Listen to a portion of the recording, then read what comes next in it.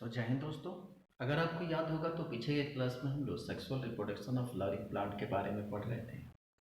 और sexual reproduction of flowering plant की class में हमारे आपके बीच में जो तय हो रहा था वो था कि किसी भी फ्लावरिंग प्लांट में किस तरह से पॉलन ग्रेन का फॉर्मेशन होते हैं।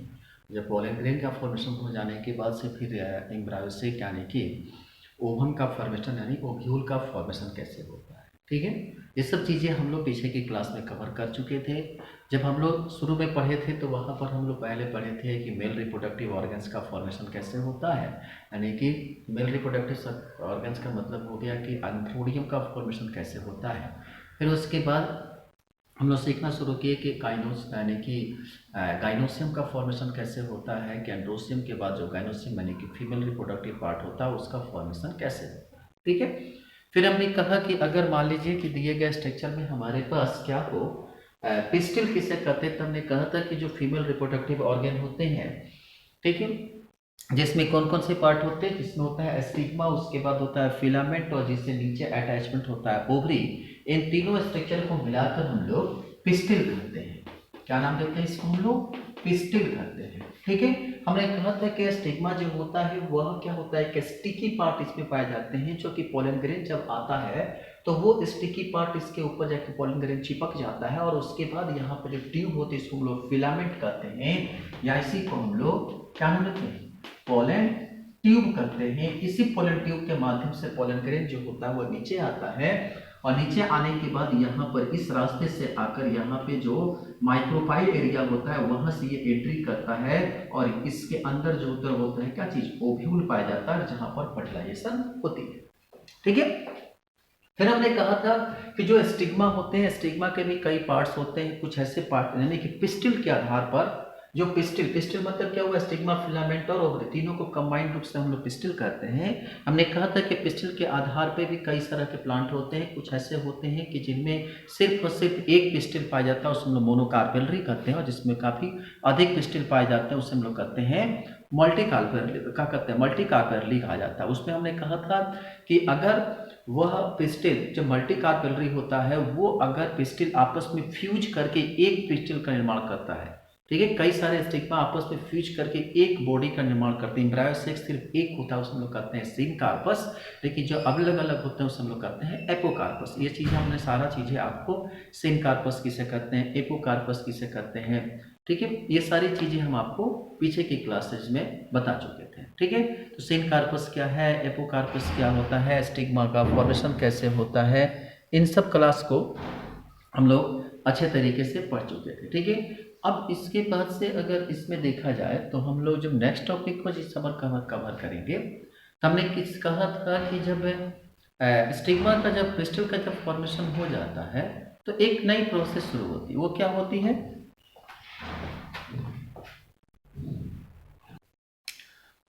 तो उसमें क्या होता है कि आप, मैंने कहा कि जब जो स्टिग्मा का फॉर्मेशन होता है, जब नीचे आते हैं जहां ओव्यूल्स का फॉर्मेशन होते हैं, तो वहां पे जहां पर पॉलन ग्रेन यानी कि जो प्लेसेंटा का डेवलप होता है उससे हम लोग कहते हैं मेगा एस्पोरेंजिया, यानी कि मेगा एस्पोरेंजिया यानी कि arising from the placenta are called क्या, मेगा एस्पोरेंजिया। और मेगा एस्पोरेंजिया को हम लोग कहे थे ओव्यूल नाम दिए थे। और हमने कहा था कि मेगा एस्पोरेंजिनेसिस किसे कहते हैं, कि the formation of mega spore, क्या होता है, the formation of mega spore from कहाँ का, पोलन मदर सेल, यानी कि यहाँ पे जो है जो मेगा स्पोरेंजियस का फॉर्मेशन होता है और मेगा स्पोर मदर सेल होता है।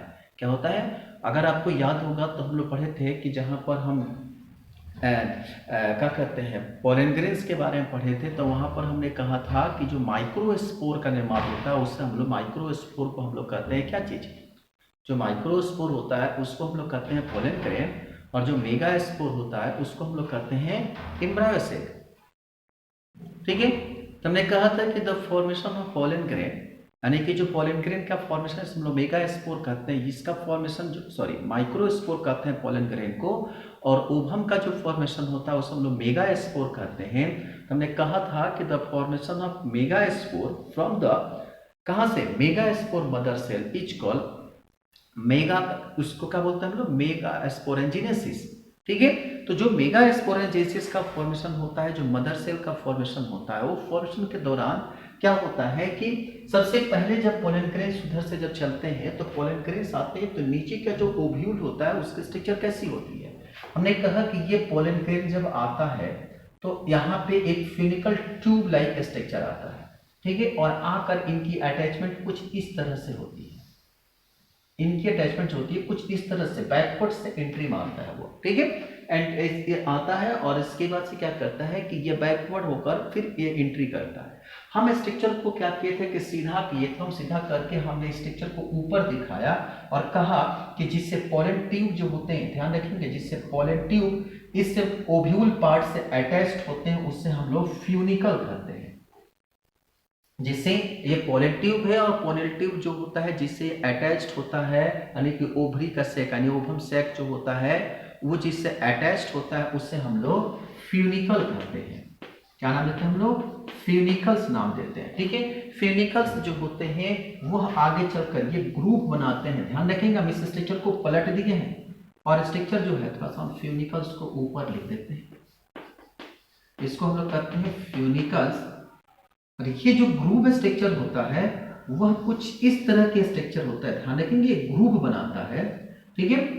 अब ये जो ग्रुप बनता है, ये ग्रुप जो होते हैं वो बड़े अच्छे तरीके से ये इस तरह से ग्रुप का निर्माण करता है, ठीक है। ये दोनों क्या करते हैं कि एक अच्छे से ग्रुप बनाते हैं और यहाँ पे जो होता है उसका न्यूक्लिएटेड पार्ट होता है जिसको हम लोग कहते हैं न्यूक्लियस। क्या होता है? एक न्यूक्लिएटेड पार्ट होता है, उसको न्यूक्लियस कहते हैं। और यहाँ पे आप जब स्ट्रक्चर देखोगे तो ये क्या होता है? आपका फ्यूनिकल है। और ये जो स्ट्रक्चर होता है उसको हम लोग कहते हैं लिगामेंट। क्या देते हैं हम लोग? लिगामेंट कहते हैं, ठीक है। तो फ्यूनिकल्स होते हैं जहां पर ये आपस में अटैच्ड होते हैं उससे हम लोग कहते हैं फ्यूनिकल्स। और जहां पर फ्यूनिकल्स जो होते हैं और ये स्ट्रक्चर क्या होता है? ओव्यूल। मतलब ये हो गया आपका फ्यूनिकल, ये क्या है आपका? फ्यूनिकल्स, और ये हो गया आपका ओव्यूल। और जहां पे फ्यूनिकल ओव्यूल के साथ अटैच्ड होते हैं, जहां पर ये फ्यूनिकल जो है, ये ध्यान रखेंगे, ये क्या है? आपका ओव्यूल है ना। और ये क्या है आपका क्या कहते हैं? फ्यूनिकल्स है। तो ये जहां पर ये अटैच्ड होते हैं ओव्यूल के साथ, इसे कहते हैं हम लोग हाइलम। क्या बोलते हैं इसको हम लोग? हिल्लम कहते हैं, ठीक है। इसी हिल्लम जो यहाँ पे क्या मिल गया, ये ध्यान रखेंगे, ये हाइलम टर्म यूज जो होगा वो फीमेल रिप्रोडक्टिव, जब रिप्रोडक्टिव सिस्टम पढ़ाते हैं वहां भी आपको ये टर्म सब यूज नहीं आप वहां मिलेगा। आपको इतना ही नहीं, जब आप कार्डिक वेस्कुलर सिस्टम पढ़ते हो जहां पर हार्ट के बारे में पढ़ना होता है, वहां भी आपको हाइलम का टर्म मिलता है। लेकिन यहाँ पर आप पहले सीखिए हाइलम किसे कहते हैं, कि हाइलम वह लोकेशन होता है जहां पर क्या होता है? हाइलम वह लोकेशन होता है जहां पर फीमेल रिप्रोडक्टिव सिस्टम यानी कि प्लांट का फ्यूनिकल और ओव्यूल आपस में अटैच्ड होते हैं, जहां पर फ्यूज्ड होते हैं, वह एरिया हाइलम कहलाता है, ठीक है। आई बात समझ में? अब ये जो होता है उसे हम लोग लिगामेंट कहते हैं, इसको हम लोग कहते हैं आउटर लिगामेंट। क्या बोलते हैं इसको हम लोग? आउटर लिगामेंट बोलते हैं। उसके बाद जो होता है उसको हम लोग इनर लिगामेंट कहते हैं, इनर लिगामेंट कहते हैं, ठीक है। और ये जो एरिया होता है उसको हम लोग कहते हैं न्यूक्लियस। और न्यूक्लियस के अंदर जो होता है वो कहलाता है एम्ब्रायोनिक सेक, एम्ब्रायोनिक सेक, ठीक है। अब जब ये माइक्रोपोल यानी कि जब पोलन ग्रेन आता है, यहां से जब एंट्री करता है तो एंट्री जिस पोर्शन से करता है, ध्यान रखेंगे, ये इसका एंट्री पॉइंट होगा। तो एंट्री जिस लाइन से करते हैं, ध्यान रखेंगे, इसकी एंट्री लोकेशन है ये। तो जहां एंट्री लोकेशन होता है हम कहते हैं माइक्रोपाइल। और जो अटैचमेंट होता है, जहां पर जहां पर जाने के बाद जिस दरवाजे से वो पहली बार पोलन ग्रेन टकराता है उससे हम लोग कहते हैं माइक्रोपोलर पोल। या क्या होता है? इस पोल को हम लोग कहते हैं माइक्रोपोलर पोल, ठीक है। तो माइक्रोपोलर पोल किसे कहते हैं? कि जहां पर पोलन ग्रेन माइक्रोपाइल जो होता है, माइक्रोपाइल रीजन से पोलन ग्रेन एंट्री करता है, और जो रीजन होता है जहां पर उसे पोल कहते हैं, पोल सुपीरियर पोल, इंफीरियर पोल, ठीक है। तो ये जो पोल होता है उससे हम लोग कहते हैं माइक्रोपाइलर पोल। और नीचे जो पोल होता है उससे हम लोग कहते हैं चैलेजा पोल। क्या होता है? ये चैलेजा पोल होता है, ठीक है। तो दो पोल होता है, एक होता है माइक्रोपाइलर पोल, एक होता है चैलेजा पोल, ठीक है। तो जहां से एंट्री करती है पोलन ग्रेन उसे हम लोग कहते हैं माइक्रोपाइलर पोल।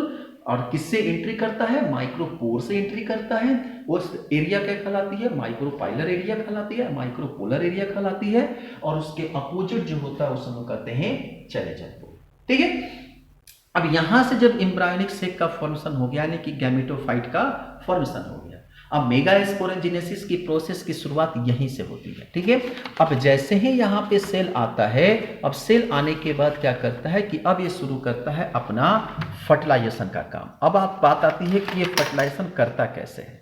ठीक है, क्योंकि सबसे इंपॉर्टेंट चीज है कि फर्टिलाइजेशन के लिए हमारे पास बहुत सारे तथ्य होने चाहिए, तब जाकर ये अपना फर्टिलाइजेशन कंप्लीट करेंगे। ठीक है, अब आती है बात कि जब फर्टिलाइजेशन करना होता है तो ये गैमेट का फॉर्मेशन ये करते हैं तो सेल कैसे करते हैं। अब देखो, जो माइक्रोफाइलर एंड होता है, अगर आप उसके सेक्शनल डायग्राम को देखोगे तो देखो यहाँ पे ये क्या होते हैं कि ये इनके माइक्रोफाइलर एरिया होते हैं। ठीक है, इसमें जो होते हैं कई सारे सेल्स पाए जाते हैं, इसमें जो होते हैं कई सारे छोटे छोटे, इस पूरी जो कि क्या है एक कोटेड एरिया है। ठीक है, और इस कोटेड एरिया में क्या होगा कि छोटे छोटे क्या पाए जाएंगे, न्यूक्लियस होंगे। ये कोटेड एरिया है, और इस कोटेड एरिया, ये हम यहाँ बता रहे हैं माइक्रोपाइलर, माइक्रोपाइलर या माइक्रोपोलर एंड की बात कर रहे हैं हम, या माइक्रोपोलर पोल की बात कर रहे हैं। एंड कहो या पोल कहो, ठीक है, तो माइक्रोपाइलर एंड कहो या माइक्रोपाइलर पोल कहो, बात एक ही होता है, पाइलर होता है, पी बाई। ठीक है, माइक्रोपाइलर एंड कहो या माइक्रोपाइलर पोल कहो, बात एक ही होता है। ठीक है, अब यहां पे क्या है कि इस छोटे छोटे पार्ट में क्या है, न्यूक्लियस है। ठीक है, और इसके अंदर जो होता है वो होता है एम्ब्रायो सेक। अब देखो बनाना शुरू कर रहे हैं कैसे पोलन सेक यानी कि एम्ब्रायो का फॉर्मेशन होता है। ठीक है, यानी कि मेगास्पोरेंजिनेसिस की प्रोसेस कैसे होती है, ये चीजें हम बताने जा रहे हैं। बहुत ध्यान से समझना, समझ में आ जाए तो बहुत अच्छी बात है, क्योंकि बहुत आसानी से समझ में आता नहीं है। ठीक है, इसमें जो होते हैं वो कई सारे इस तरह से न्यूक्लिएटेड सेल पाए जाएंगे। ये सारे के सारे जो होंगे इसके अंदर क्या पाए जाएंगे, न्यूक्लियस होंगे। ठीक है, और ये जो होता है जिसका अंदर जो एम्ब्रायोनिक सेक, जो अंदर इंटरनल एरिया होता है वो भी क्या है, एक एम्ब्रायोनिक सेक है। ये क्या है आपका, एम्ब्रायोनिक सेक है। और एम्ब्रायोनिक सेक के अंदर जो होता है ये कैसे फॉर्म होता है, इसके अंदर जो होते हैं वो होता है आपका मेगास्पोर मदर सेल। क्या होता है आपका, मेगास्पोर मदर सेल। अब देखो यहां पे स्पोर ऑर्गेन्स का फॉर्मेशन हो गया। अब ये जब मेगास्पोर मदर सेल होता है, अब ये क्या करता है कि धीरे धीरे डिवाइड करता है। अब ये मेगास्पोर मदर सेल के अंदर जो सेल जो होते हैं वह डिवाइड करना शुरू होते हैं। अब ये यहां से ये डिवाइड शुरू होता है, और डिवाइड के दौरान क्या होता है कि अब ये क्या होगा आपका न्यूक्लिएटेड एरिया होगा। ठीक है, ये क्या हो गया आपका बाहरी न्यूक्लियस का एरिया हो गया। ये हो गया मेगास्पोर मदर सेल का एरिया। ये इसके अंदर जो होते हैं पूरे के पूरे सेल जो होते हैं वो फैले हुए रहते हैं। ठीक है, और यहां पे जो होता है अब धीरे धीरे क्या होता है कि सेल डिवीजन शुरू करता है, और मेगास्पोर डाइड का फॉर्मेशन होता है। ध्यान रखेंगे, सबसे पहले क्या करता है, अभी तक ये यूनिक फॉर्म में था, मेगास्पोर 1 फॉर्मेशन था यानी यूनिपोलर था। ठीक है, अब जैसे ही ये यूनिपोलर होता है, अब ये क्या करता है, डिवाइड करता है और 2 सेल का फॉर्मेशन करता है। इसे कहते हैं हम लोग मेगास्पोर डाइड। क्या बोलते हैं हम लोग, मेगास्पोर डाइड, मेगास्पोर डाइड। क्या बोलते हैं इसको हम लोग, मेगास्पोर डाइड। मतलब एक सेल था और इस एक सेल से डिवीजन कितना हुआ, 2 सेल का। अब ये 2 सेल डिवाइड करता है कितने में, 4 सेल में। 2 सेल किस में डिवाइड करता है, 4 सेल में। मतलब कहने का मतलब हुआ कि अब ये क्या करता है, ये जो आपका सेल है, ठीक है, यहां पे क्या है आपका, ये न्यूक्लियस है। ठीक है, ये न्यूक्लियस आउटर एरिया है। अब ये जो मेगास्पोर मदर सेल था, अब इनकी डिवीजन जो होती है वह 4 भाग में। मतलब पहले सेल अकेले, यहां पर होता है डिवीजन कौन सा, माइटोसिस। क्या होता है, माइटोसिस।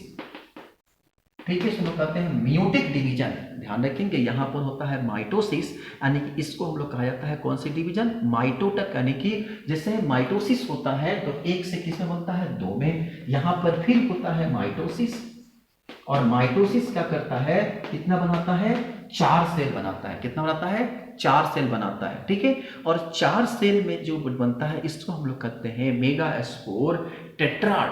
क्या नाम देते हैं इसको हम लोग, जो 4 सेल का फॉर्मेशन हो गया इसे हम लोग कहते हैं मेगास्पोर टेट्राड।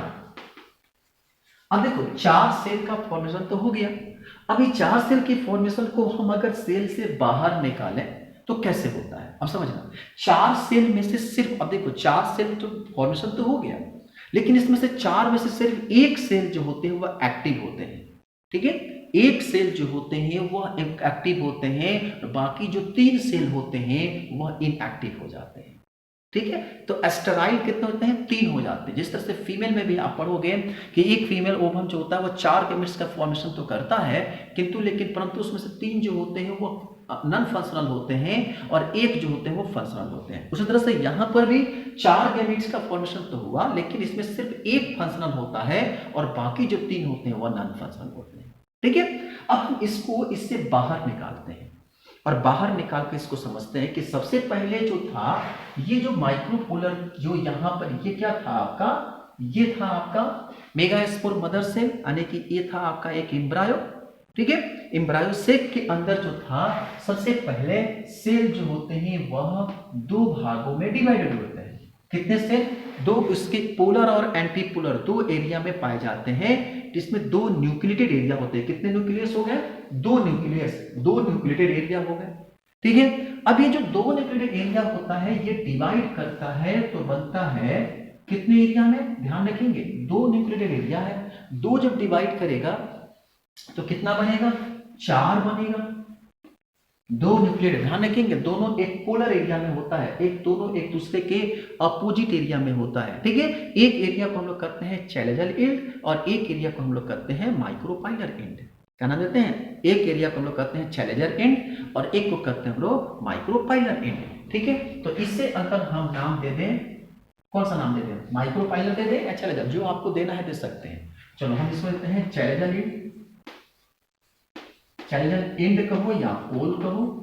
ठीक है, और नीचे वाले को हम देते हैं, नीचे का जो एरिया है इसे हम लोग करते हैं माइक्रो पाइलर एंड या पोल, माइक्रोपाइलर एंड या पोल, आप कोई भी नाम इसको दे सकते हैं। ठीक है, अब देखो जब ये 2 सेल डिवाइड हुआ, 2 से 4 बना, अब ये 4 से क्या होता है, अब फिर ये डिवाइड करता है तो क्या करता है कि ये जो होता है, अब ये 2 कितने डिवाइड करेगा, 4 में।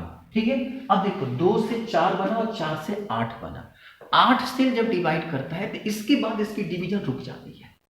ठीक है, अब इसके बाद डिवीजन जब रुकती है तो इसके बाद होता क्या है कि अब यहां से सेल की कोटिंग बनना शुरू होती है। ये न्यूक्लियस यहां पर फ्री है, ओपन है, अब यहां से क्या होती है कि इसकी कोटिंग बनना शुरू करती है। ठीक है, और कोटिंग बनने के दौरान क्या होता है कि यहाँ पे सेल जो होते हैं वो सेपरेट होना शुरू करते हैं। ठीक है, पहले इस 8 में से 6 सेल की कोटिंग बनती है। ध्यान रखेंगे क्या लिखना है, 8 में से 6 सेल की, जो 8 में से ये सेल नहीं बल्कि न्यूक्लियस है। क्या है ये, 2 न्यूक्लियस डिवाइड हुआ 4 न्यूक्लियस में, 4 डिवाइड हुआ 8 न्यूक्लियस में। इस 8 में से 6 न्यूक्लियस की क्या होती है, कोटिंग होती है, यानी कि मेम्ब्रेन पाई जाती है। ठीक है, और जो मेम्ब्रेन होते हैं ये 8 न्यूक्लियस जो मेम्ब्रेनर स्ट्रक्चर होते हैं, और ये मेम्ब्रेनर स्ट्रक्चर जो होते हैं वो चलते हैं अपने लोकेशन पर। इस लोकेशन में कैसे क्या होता है कि इसमें से 3 न्यूक्लियस जो होते हैं वह चैलेंजर एरिया में शिफ्ट होते हैं और बाकी 3 न्यूक्लियस जो होते हैं वह माइक्रोपाइलर एरिया में शिफ्ट हो जाते हैं। ठीक है, तो जो ध्यान रखेंगे कि जो क्या कहते हैं आपके माइक्रोपाइलर एरिया में शिफ्ट होते हैं कितने, 3 न्यूक्लियस, और 3 न्यूक्लियस जो होते हैं वो किस एरिया में शिफ्ट होते हैं, माइक्रोपाइलर एरिया में शिफ्ट होते हैं। ठीक है, तो जिससे आपस में ये अटैच्ड होते हैं, जहां पर अटैचमेंट होता है उसे हम लोग कहते हैं सिनगार्ड। सिनगार्ड के माध्यम से क्या करते हैं, ये कोटेड एरिया होते हैं, यानी कि ध्यान रखेंगे कि the egg operators will consist the सिनगार्ड, यानी कि कहां पे, ये जाकर अटैचमेंट जो होते हैं वो सिनगर्ड्स कहाँ, माइक्रोपाइलर एरिया जो होता है उस अटैचमेंट को हम लोग कहते हैं सिनगर्ड्स। ठीक, अब देखो यहां पे क्या होता है कि जब ये सेल अटैच्ड होते हैं तो अटैचमेंट का ध्यान रखना। अब क्या होता है कि ये कैसे, आपको बोर्ड दिख रहा है कि कुछ कट रहा है, सही, ठीक है। अब देखो इसमें क्या होता है कि अब ये इनकी एक कोटिंग बन जाती है और ये कोटिंग में 3 सेल यहां आ जाते हैं। कहां आते हैं, 3 सेल यहां आ जाते हैं और 3 सेल जो होते हैं वह आपके नीचे चले जाते हैं और 2 सेल जो 2 न्यूक्लियस जो होते हैं वो बीच में रह जाते हैं। ठीक है, तो जो बीच में न्यूक्लियस रखते हैं इसको हम लोग सेंट्रल न्यूक्लियस यानी कि सेंट्रल पोल है, इसको हम लोग कहते हैं, ये हम लोग कहते हैं सेंट्रल पोल। ये जो हो गया इसको हम लोग कहते हैं चैलेंजर पोल और इसे कहते हैं हम लोग माइक्रोपाइलर पोल। ठीक है, अब जो चैलेंजर सेल का एरिया होता है और माइक्रोपाइलर में कितने हो गए, 3, चैलेंजर में कितने हो गए, 3 और सेंट्रल में कितने हो गए, 2। सेंट्रल में तो 2 होते हैं, उस सेंट्रल पोर होता है वह क्या करता है कि वह एक राउंडेड एरिया बनता है, ध्यान रखेंगे। इससे हम लोग कहते हैं पोलर न्यूक्लियर। पोलर न्यूक्लियस कितने होते हैं, सेंट्रल पोर पे पाए जाते हैं, हम लोग कहते हैं पोलर न्यूक्लियस। ठीक है, और जो ध्यान रखेंगे जो क्या बोलते हैं इसको, जो सिनर माइक्रोपोल की तरफ होता है उस जिस अटैचमेंट होता है उससे हम लोग कहते हैं सिनर्जिस्ट। सिनर्जिस्ट किसे कहते हैं, ध्यान रखेंगे कि 2 सिनर्जिस्ट बनता है जो कि आपका कहां पे पाया जाता है, माइक्रोपाइलर एरिया के एरिया में जो पाया जाता है उसे हम लोग कहते हैं सिनर्जिस्ट। सिनर्जिस्ट, ठीक है, तो ध्यान रखेंगे सबसे लास्ट एरिया जो होता है सिनर्जिस्ट जो होते हैं, सिनर्जिस्ट कहां एरिया होता है, माइक्रोपाइलर एरिया में पाया जाता है। और चैलेंजर पोल जो होते हैं वो कहलाते हैं एंटीपोडल। क्या नाम थे इसको हम लोग, एंटीपोडल। ध्यान रखेंगे जो चैलेंजर एरिया होता है उसको लोग कहते हैं एंटीपोडल और जो माइक्रोपाइलर एरिया होता है उसको लोग कहते हैं सिनर्जिस्ट। अब आपको बताएं जो चैलेंजर एरिया में पाए जाते हैं वो जो होते हैं वो सेल जो होते हैं डेवलपमेंट यानी कि जब भी वो काम करते हैं तो मेन इंपॉर्टेंट रोल होता है गाइड करना। ठीक है, जनरली वो नरिशमेंट देने का ज्यादातर काम करते हैं क्योंकि चैलेंजर सेल की तरफ जो न्यूक्लियस होते हैं वो डिवाइड में यानी कि गैमेट के फॉर्मेशन में या फर्टिलाइजेशन में पार्टिसिपेट नहीं करते हैं, पार्टिसिपेट करते हैं माइक्रोपाइलर एरिया। माइक्रोपाइलर एरिया में आप कहोगे सर कि यहाँ पे अब क्या होता है कि एक सेल का यहाँ निर्माण होता है। ठीक है, तो कितने, अब देखो न्यूक्लियस कितने हो गए, 1 2 3 4 5 6 7 8 न्यूक्लियस हो गए, पर सेल कितने हो गए, 1 2 3 4 5 6 7। ये पोलर न्यूक्लियर जो होते हैं वो 2 न्यूक्लियस एक साथ सेंट्रल पोर में अटैच्ड होते हैं। अब आप कहोगे कि जो माइक्रोपाइलर एरिया में 3 न्यूक्लियस हैं क्या ये तीनों फर्टिलाइजेशन में पार्टिसिपेट करते हैं, जी नहीं, इसमें से 2 जो होते हैं वो बना लेते हैं क्या चीज, फिलरीफॉर्म अपरेटस। क्या बनाते हैं, फिलिफॉर्म अपरेटस। मतलब इसमें से एक सेल, अब देखो ये फाइनल डायग्राम होता है, यहां पे जो है यहां पे क्या है कि आपका ये कौन सा चैलेंजर एरिया है, ठीक है, चैलेंजर पोल है। और ये जो हमारे पास जो होता है, अब देखो यहां पे जो स्ट्रक्चर होता है ये क्या है आपका सेंट्रल कोर है। ठीक है, अब यहां पे जो इसका माइक्रोपाइलर एरिया जो होता है ये कौन सा एरिया है आपका, माइक्रोपाइलर पोल है। और इस माइक्रोपाइलर पोल में जो होता है एक सेल जो यहां पे होता है और ये 2 सेल नीचे होते हैं। 2 सेल जो नीचे होते हैं ना वो 2 सेल जो कहलाते हैं उसे कहते हैं हम लोग फिलिफॉर्म अपरेटस। क्या कहते हैं हम लोग उसको, फिलिफॉर्म अपरेटस। ये होता है फिलिफॉर्म, देखो स्पेलिंग क्या दिया है, फिलरीफॉर्म अपरेटस है, फिलिफॉर्म FILI। ठीक है, फिलिफॉर्म अपरेटस, फिलिफॉर्म अपरेटस होता है।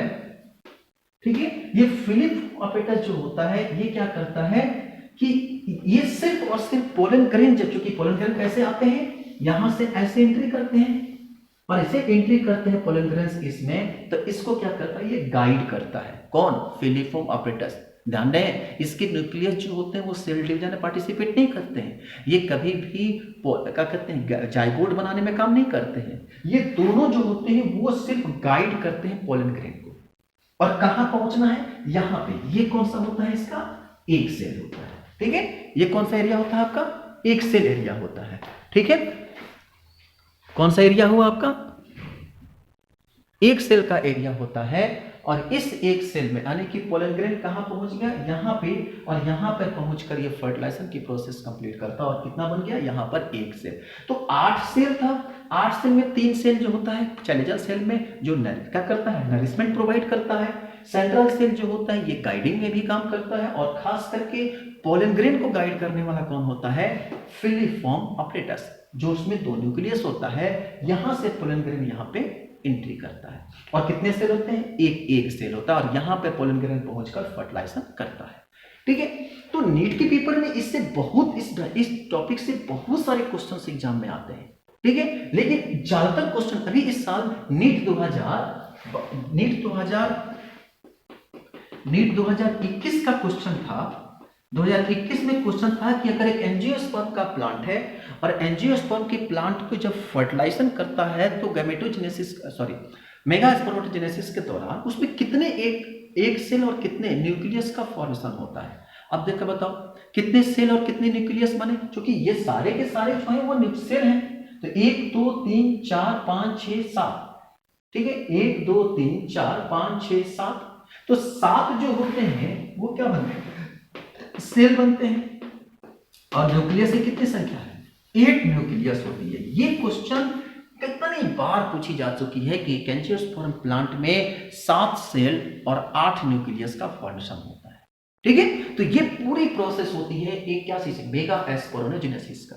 और आपको इसको अगर आप ठीक से पढ़ लोगे तो आपको अच्छे तरीके से सारे टॉपिक जो होंगे वह समझ में आ जाएंगे, ठीक है, कि मेगा स्पोरोजेनेसिस कैसे काम करता है, किस तरह से पोलिनेशन होता है। अब देखो, आपको हम पोलन ग्रेन का फॉर्मेशन बता दिए, आपको हम एम्ब्रायोसेक का फॉर्मेशन यानी कि एम्ब्रायो यानी कि ओवम का फॉर्मेशन बता दिए। 2 ही इंपॉर्टेंट होता है, आपको फॉर्मेशन अगर पता चल गया तो बाकी चीज आप आसानी से क्या कर सकते हैं, कवर कर सकते हैं, ठीक है। तो चलिए, इतना देर के बाद अब हम जब अगले क्लास में मिलेंगे तो उस क्लास में हम सीखेंगे कि what do you mean by pollination. भाई अब तो गैमेट बना दिए, मेल और फीमेल गैमेट तो बना दिए, अब गैमेट बनाने के बाद हमारा काम है आगे पॉलिनेशन कराना, कि पॉलिनेशन कैसे होता है। क्योंकि पॉलिनेशन जो होते हैं वो कई तरह से होते हैं, एक होता है बायोटिक, एक होता है नॉन बायोटिक, ठीक है, या एबायोटिक। बायोटिक किसे कहते हैं, जिसमें कोई एनिमल पार्टिसिपेट करते हैं, और एबायोटिक किसे कहते हैं, जिसमें विंड और वाटर पार्टिसिपेट करते हैं, ठीक है। मैक्सिमम प्लांटों में जो होता है वो बायोटिक होता है, और बहुत सारे प्लांट होते हैं जिसमें एबायोटिक होते हैं,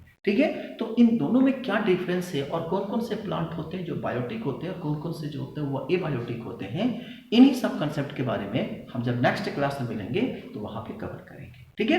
कैसा लगा आपको, कोई कहाँ दिक्कत हो रही है, कहाँ चीजें आपको समझ में नहीं आ रही है, आपको मेरे वीडियो में और क्या इम्प्रूव करना चाहिए, क्या चीज़ें और हम उसको वेरीफाई करें ताकि आपको और अच्छे से समझ में आए, तो आप फीडबैक हमेशा देते रहिएगा। वीडियो देखने के बाद आप कमेंट में जरूर बताइएगा कैसा लगा आपको वीडियो, क्या उसमें कमी रह गई, क्या आपको जानकारी नहीं मिला, ठीक है। तो और इस सब चीज़ें बताएंगे तो हमें भी उस टॉपिक पर काम करने में अच्छा लगेगा, और हमें अपने आप में इम्प्रूव करने में भी अच्छा लगेगा, ठीक है। चलिए, इतना ही आज, बाकी थैंक यू सो मच।